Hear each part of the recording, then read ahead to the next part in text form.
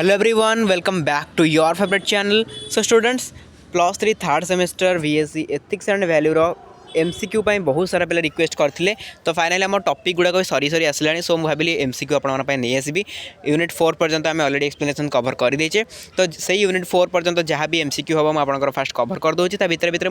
Unit 5 and unit 6 class upload कर शेष कराया चेष्टा करुँच ठीक अच्छे। तो आज आम देखा यूनिट 1 जहाँ भी सब सिलेक्टेड 1 मार्क क्वेश्चन रही MCQ बेसिकली MCQ जहाँ भी रही डिस्कसन करवा ठीक अच्छे। एंड अगेन कहि पे ये वीडियो PDF टा आपको टेलीग्राम रे दिया जाय परिबो नहीं स्टार्टिंग रू कहीदेली कहीं ना ये वीडियो रे माने ये PDF रे बहुत PDF तो कहि परिबे गोटे डॉग फॉर्मेट अच्छे एंड PDF फॉर्मेट को जाई पारुनी एटा आ जदी याको मु PDF फॉर्मेट को नौची एथरे ओडिया गुरा बहुत खराब लेखा आसुची हला ओडिया लेखा भल आसुनी सो याको PDF तो करी होनी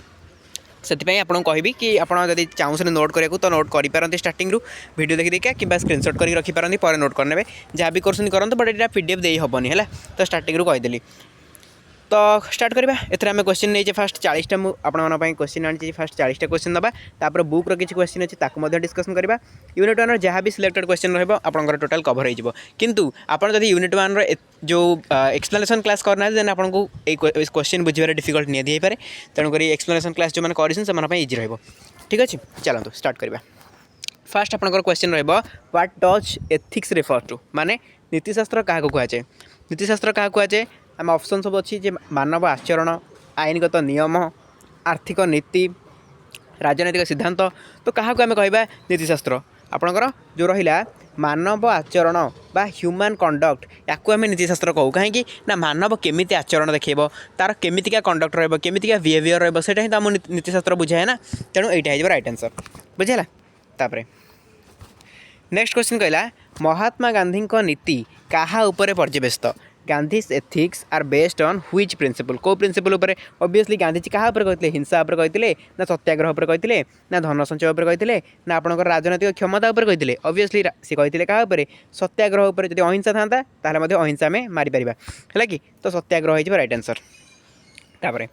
क्वेश्चन नंबर 3 देखो अहिंसा को नहीं क्वेश्चन आसला अहिंसार अर्थ कौन what is the meaning of अहिंसा अहिंसा माने कौन अहिंसा माने पे माने कौन नॉन वायलेंस एंड लव ठीक अच्छे। तो नॉन वायलेंस एंड लव है जो राइट आंसर अहिंसा एवं प्रेम। तापर निम्नलिखित मध्यरु केउंटी नीतिशास्त्र एक मुख्य दिग कोटा कहतु धर्म ना आवेदित नीतिशास्त्र ना अर्थनीति ना कला कोटा आंसर हो अप्लाइड एथिक्स बा अवेदित नीतिशास्त्र ठीक अच्छे। यहाँ हूँ कौन ना आमर नीतिशास्त्र गोटे मुख्य दिग कहीं आम जाने अप्लाइड एथिक्स आम पढ़ीचे एथिक्स टाइप्स रे ठीक अच्छे नॉर्मेटिव एथिक्स पढ़ीचे है सब अच्छे आमर।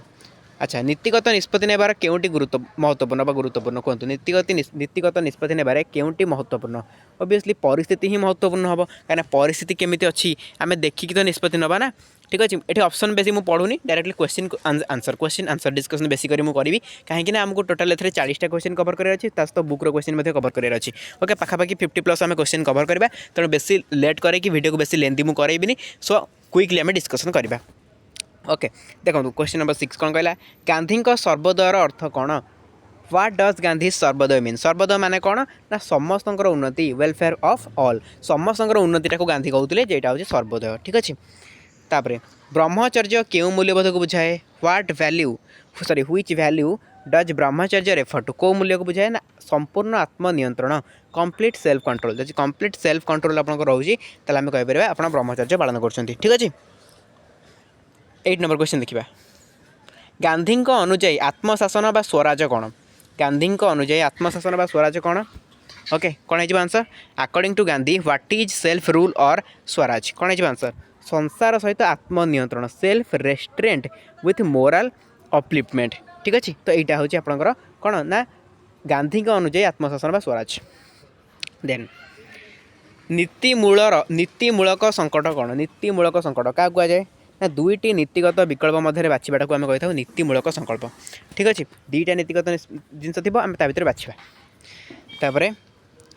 नेपोटिज्म क्यों प्रकार नीतिगत समस्या नेपोटिज्म हूँ स्वार्थर संघर्ष।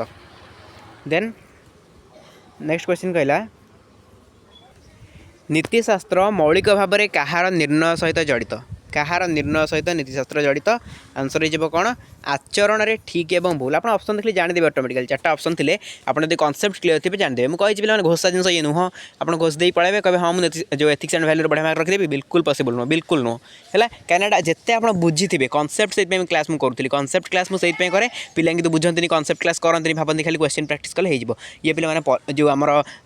जोटा कि आमर था VS आपंकर EVS था कि एसी ओडिया था एगुड़ा प्रायतः मन रखा जिन थाए है आप मन रखिदे क्लास करदे सर्ट क्वेश्चन MCQ जिते प्रैक्टिस करेंगे आपंकर हो बट एथिक्स एंड वैल्यू को आप जिते बुझे आप ऑप्शन भितर बाछि पारे राइट आंसर कौटा है चार्टा ऑप्शन भितर आप राइट आंसर बाछा गले आपंखे कॉन्सेप्ट क्लियर होता दरकार जब आप कॉन्सेप्ट क्लियर होती देन आप बाछिदेवे राइट आंसर कौटा ठीक अच्छे तेणु ऑप्शन देखिए राइट आंसर बाछा गले आपको कॉन्सेप्ट बुझा पड़ो कॉन्सेप्ट क्लास पूरा प्लेलिस्ट अवेलेबल अच्छी आप VS प्लेलिस्ट देखिपारे ठीक अच्छे 12 नंबर क्वेश्चन देखो सांविधानिक नैतिकतार जो धारणा मुख्यतः क्या बुझाए ना संविधान मूल मूल्यबोध प्रति अनुपालन को बुझाए तापर सच्चोटता होची एक मूल मूल्य जहाँ कौन सूचाए जहाँकि आपणकर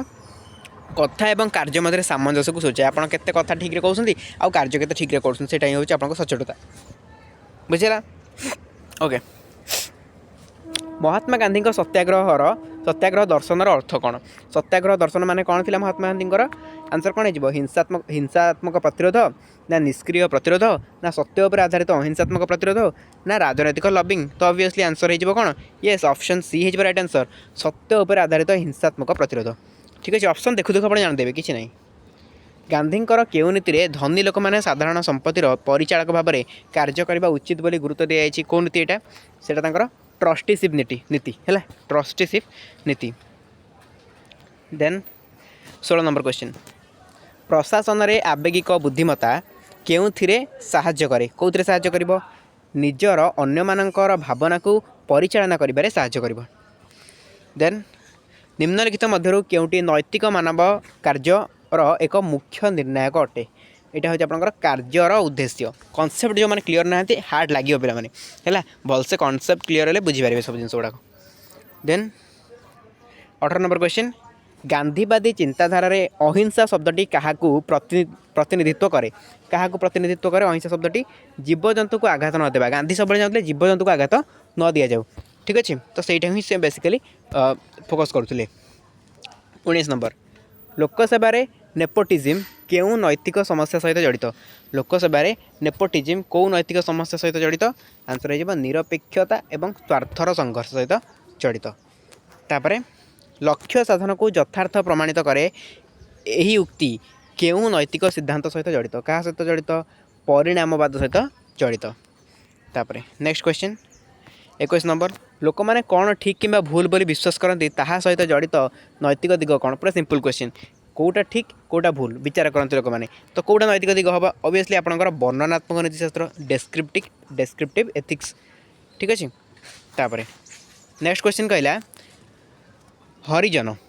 हरिजन बा ईश्वर संतान शब्दटी गांधी क्या व्यवहार करते सी क्या अस्पृश्य मान जो रही ही से व्यवहार करते तापर निष्पत्ति नेबार नैतिक कल्पना कौन अंतर्भुक्त करे निष्पत्ति नेबार नैतिक कल्पना कौन अंतर्भुक्त करे आंसर हो विकल्प गुड़िकर नैतिक परिणाम को अनुभव करने और पूर्वानुमान कर दक्षता को कौन करे अंतर्भुक्त करे जो नैतिक मूल्य पब्लिक सेवक मानू समस्त नागरिकों को समान और न्यायपूर्ण भाव में व्यवहार करने को आवश्यक करे ताहा कौन ताहा हूँ आपंकर कौन कहतु करुणा ना वस्तुनिष्ठता ना देशप्रेम ना उत्सर्गीकृत भावना ऑब्वियसली आंसर हो आपंकर कौन वस्तुनिष्ठता ऑब्जेक्टिविटी आम पढ़ी ऑब्जेक्टिविटी विषय आम पढ़नी एगुड़ाक है आम कौटी आपंकर करुणा देशप्रेम और उत्सर्गीकृत भावना सहित आम रिलेट करते पढ़ने जे कौ जोटा कि पब्लिक कथा आसो बुझे से आम निहत भाव वस्तुनिष्ठता को जीवा ओके कॉन्सेप्ट जो बुझे जानते 25 क्वेश्चन नंबर 25 देखा गांधी परिप्रेक्षी में स्वदेशी मुख्यतः क्या समर्थन करुला क्या स्थानीय उत्पादन मध्य आत्मनिर्भरशील स्वदेशी मान कौन निज जहाँ जिन अच्छे तापर ही आम निर्भर कर रहा स्वार्थर संघर्ष कॉन्फ्लिक्ट ऑफ इंटरेस्ट केबे उपजे केतेबेले उपजिबो जेतेबेले व्यक्तिगत स्वार्थ अनुचित भाव में सरकारी कर्तव्य को प्रभावित करे ठीक अच्छे तापर गांधींकर केउ नीति रे वृत्तिगत तालीम माध्यम मौलिक शिक्षा पर गुरुत्व दी जाइए आंसर हो कौन नई तालीम ताको आम बेसिक एजुकेशन भी कहीपर तापर आपंकर यार वार्धा शिक्षा भी कहीपर तार विभिन्न सारा ना अच्छे। नैतिक मूल्यबोध गुड़िक साधारणतः कौन भाव में विवेचना कराए सार्वजन और निरपेक्ष भाव में विवेचना कराए। शासन में साधुता क्या कहुए शासन में साधुता प्रोबिटी क्या कह सच्चोटता और साधुता को कहवा। तापर मनीष मानक सर्वदा निजे एक लक्ष्य भाव में व्यवहार करने उचित केवल माध्यम भाव में नुहे यही धारणाटे किए देते बहुत इंपोर्टेंट स्टेटमेंट पे मैंने आंसर हम इमानुएल कांट। ओके तापर प्रशासन में दायित्व उत्तरदायित्व अभाव केउथी को नहीं जाइपारे केउथी को नहीं जाइपारे आंसर हो कौन दुर्नीति और क्षमतार अपव्यवहार को नहीं जाइपारे। ओके तापर समानुभूति होउची आवेगिक बुद्धिमत्तार एक मुख्य उपादान जो कौन अंतर्भुक्त जो थी कि आपंकर अन्य मानकर भावना को बुझा और बांटा अंतर्भुक्त। तापर सद्गुण नीतिशास्त्र बा भिर्च्यू एथिक्स मुख्यतः क्या उपर ध्यान दिए क्या उपर कार्यकर्ता चरित्र एवं नैतिक सत्ता उपर ध्यान दिए। देन गांधी श्रम रोटी जोटा कि ब्रेड लेबर है कि धारणा कौन जाए या माने कौन या माने हूँ पे कौन या माने हूँ देखो आंसर हो ऑप्शन नंबर बी प्रत्येक व्यक्ति शारीरिक श्रमर आवश्यकता। ठीक अच्छे तापर जो प्रक्रिया रे व्यक्ति माने समाजर मूल्यबोध और नियम गुड़ी शिखती और ग्रहण करती कौन कहुए नैतिक विकास। ठीक अच्छे मोराल डेवलपमेंट मूल्यबोध सृष्टि करिबारे परिवार भूमिका मुख्यतः किपरि केमती परिवार भूमिका मौलिक एवं प्राथमिक। तापर नैतिक शासन कहार मिश्रण आवश्यक करे कहार मिश्रण आईन एवं एक दृढ़ नैतिक संस्कृतिर मिश्रण को आवश्यकता करे। देन 38 नंबर केउटी गांधी एकादश व्रत मध्य गोटे नुहे कौटा नुहे सत्य ना अस्तेय ना हिंसा ना अस्वाद कौटा हिंसा। देन 39 नंबर देखो जड़े सरकारी कर्मचारी जी सेवार भावना को विचार न करी केवल नियम गुड़ी को कड़ाकड़ी भाव में अनुसरण करती से कौन दर्शाती सी अमलातांत्रिक मनोभाव दर्शाती। पे ये कौन कि मुझे आपको यूनिट 1 टी बोरिंग वाला टॉपिक रही है तो क्वेश्चन भी टी बोरिंग वाला आसो है। तो आगू जो यूनिट गुड़ाक अच्छे से इंटरेस्टिंग अच्छी यूनिट 2 पर प्रायः इंटरेस्टिंग टॉपिक गुड़ाक आसूँ यूनिट 3 में भल भल इंटरेस्टिंग टॉपिक पढ़ुचे यूनिट 4 में भल भल इंटरेस्टिंग टॉपिक पढ़ुचे तो तार क्वेश्चन भी काफी इंटरेस्टिंग ही रही है टॉपिक गुड़ा टी बोरिंग ना तो तार क्वेश्चन भी टी बोरिंग लगे आपको लगुवा मुझे किसी आंसर दे पारनी ना सेमती भाविए कॉन्सेप्ट क्लियर है आप 4टा ऑप्शन भर चूज कर चेष्टा करेंगे देखिए आप आंसर निहाती भाव ठीक हम। ठीक अच्छे तापर आवेदित नीतिशास्त्र मूल ध्यान क्या उपर एटा क्या उपर थाए ना गोटे निर्दिष्ट विवादीय नैतिक प्रसंग गुड़ी को परीक्षा करने थाए। ठीक अच्छे तो ये पे मैंने 40टा क्वेश्चन गला एवं आम बुक्र किसी क्वेश्चन देखा बुक्र क्वेश्चन गुड़ा प्रायः ओडिया अच्छी इंग्लीश ना। ओके तो प्रायः क्वेश्चन सेम ही रहा जहाँ भी डिस्कसन करें से क्वेश्चन ही अच्छी नीति बा नीतिशास्त्र कौन आंसर हो ऑप्शन नंबर बी माने सत्य असत्य भल मंद अध्ययन माने खाली आप देखो नीतिशास्त्र माने तो गोटे टॉपिक गोटे नुह ना तार आंसर गोटे नुह हेटी मुझे देखी आपको आउ गोटे देखो ऑप्शन आसला आउ गोटे तेणु ऑप्शन भर चूज करेंगे आप कॉन्सेप्ट क्लियर थे ऑप्शन भर चूज करेंगे जानते नीतिशास्त्र माने कौन है नीतिशास्त्र बहुत सारा माने अच्छी बहुत सारा तार डेफिनेशन अच्छी तेणु गोटे तार डेफिनेशन आम मैंने कहीपर ना ये ही घुसी जाए ये पड़ती ना बुझे। तापर मूल्यबोध कौन सूचाए नीतिशास्त्र मूल्यबोध आम पढ़े ना तो मूल्यबोध क्या कहवा मूल्यबोध आम कहवा जीवन में गुरुत्वपूर्ण आदर्श को मूल्यबोध कहवा। ठीक अच्छे तापर दर्शन एवं नियम आधारित नीति कौन अध्ययन करे कौन भल कौन खराब से अध्ययन करे। ओके देन जा प्रयोगात्मक नीति रे कौन व्यवहृत हुए option number B right answer व्यवसाय चिकित्सा परिवेश सब जाए कौन प्रयोगात्मक आप्लाय आम करूँ ना ये जो प्रयोगात्मक नीतिशास्त्र मान कौन आप्लाइड एथिक्स तो आप्लाइड एथिक्स आम कौटी प्रयोग करवा साहित्य प्रयोग करवा ना संगीत प्रयोग करवा ना क्रीड़ा प्रयोग करवा तेणु एगुड़ा हेनी आंसर जो व्यवसाय चिकित्सा परिवेश ये आम कौन कर प्रयोग करतापर मेटा एथिक्स कौन ना भल बा खराब अर्थ को मेटा एथिक्स बोली कहीपर। तापर ईश्वर ही सत्य और सत्य ही ईश्वर God is truth is God प्रायः इंग्लीश टी अच्छी तो किए कहते option number B right answer Gandhi ही कहते गांधी सत्याग्रह क्या उपर आधारित था सत्य उपर आधारित था। ठीक अच्छे तापर नेक्स्ट क्वेश्चन देखा नेक्स्ट क्वेश्चन कहला अहिंसा कौन अहिंसा हूँ आपंकर चिंता कथा और कार्य अहिंसा तो यहाँ को आम कहीपर अहिंसार अर्थ है। सर्वोदयर अर्थ कौन सर्वोदय अर्थ हूँ कौन समस्तंकर उन्नति है समस्तंकर उन्नति। तापर ट्रस्टीशिप तत्व कौन बहुत बहुत इंपोर्टेंट ट्रस्टीशिप तत्व हूँ धनी व्यक्ति माने संपत्ति को समाज पाई ट्रस्टी भाव में व्यवहार करेंगे।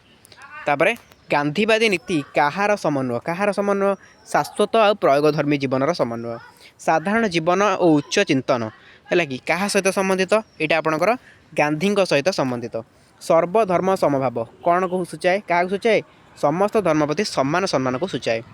ओके देन जी ब्रह्मचर्य क्या जोर दिए क्या जोर दिए आत्मशृंखला और संयम उपर जोर दिए जहाँ आम डिस्कसन करके आसले प्रायतः से क्वेश्चन सब अच्छी सेमती किसी आप नुआ क्वेश्चन देखा पाइबेनी।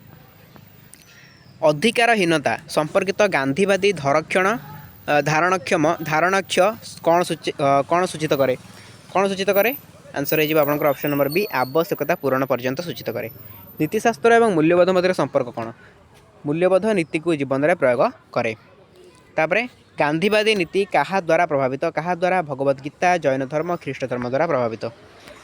लक्ष्य कदापि माध्यम को यथार्थ प्रतिपादन करे नहीं कहार मूल्यबोध यहाँ आपंकर गांधीजी रही गांधीजी तांकर ही मूल्यबोधटा था। 19 नंबर क्वेश्चन देखो गांधी अहिंसा नीति क्या प्रभावित करथिला क्या मार्टिन लुथर किंग जूनियर को प्रभावित करथिला। देन गांधीवादी नीतिर अंतिम लक्ष्य कौन अंतिम लक्ष्य हूँ कौन सर्वोदय बा समस्तंकर कल्याण। ठीक अच्छे तो पे मैंने पाखापाखि ये 20टा क्वेश्चन से 40टा क्वेश्चन ओके 60टा क्वेश्चन आम डिस्कसन करदे केवल यूनिट 1 60टा क्वेश्चन टॉप सिलेक्टेड क्वेश्चन था जोटा कि मुझे सहित डिस्कसन कली। नेक्स्ट क्लास में यूनिट 2 डिस्कसन करवा तो जहाँ भी क्लास है कंप्लीटली देखो प्लेलिस्ट को जाकि एंड ये जो क्वेश्चन गुड़ा डिस्कसन करा बारंबार देखो ताकि आपंकर पूरा क्लीयरली सब जिन मन रहा एग्जाम भल ही करेंगे। ठीक अच्छे तो डिस्क्रिप्शन बॉक्स रे Telegram channel WhatsApp channel link आउ इंस्टाग्राम लिंक रही आप चाहिए जॉइन हो पारे सबकि नोट्स पीडीएफ से अवेलेबल होगी कौन टेलीग्राम रे ओके आउ जब किसी डाउट रोचे देन इंस्टा डीएम करेंगे। आज क्लास को आम एंड करवा देखा आप सहित आउ गोटे fresh class till then tata love you all.